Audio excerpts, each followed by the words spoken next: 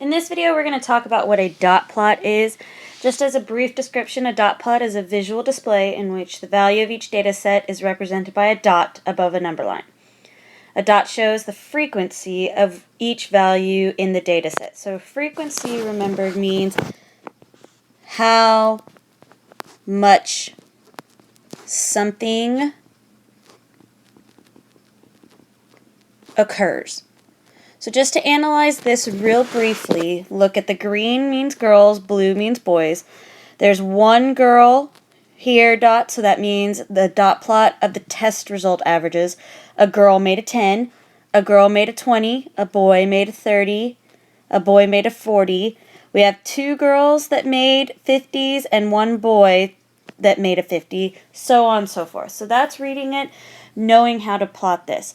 Sometimes these are also known as line plots, but the big word that we do is dot plots because they are represented by dots or X's. So just FYI with that.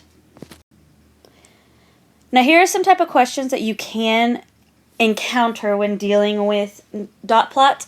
Ms. Irvin surveyed students at random in her math class to find out how many minutes they studied for the last math test. She created a dot plot to represent the data she collected. So again, here's what this means.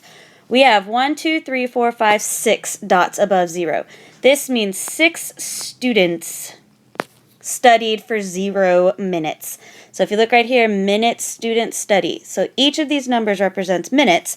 So we have 1, 2, 3, 4 students that studied for 5, 1, 2, 3, 4, 5, 6, 7 that studied for 10, 7 that studied for 15, so on, so forth. So here's how you figure out how many students were surveyed. You just add them up. 6 plus 4 plus 7 plus 7 plus 4, so on, so forth. So when we add all of those dots together, we get a total of 40 dots, which means that 40 students were surveyed. And again, how you know is you just count the dots. Oops. You just count your dots that you are on this. So again, each dot represents a student, and this is the number of minutes that each of those students studied. This does not mean you have 5, 10, 15, 20, whatever students. That's the minutes that it is. All right, so just a brief thing on vocab that we'll be working with in class. When they ask for the shape, this is basically what does the data look like. So in that last example, when we had a bunch of students that were over here, and it was really heavy over here, that means my shape is located to the left. Most of the data is located on this side between these two numbers. So that's what it means by shape. Is it centered? Is it to the left? Or is it to the right? When it asks for the center of data, this is finding your mean and median. Remember, median is the middle,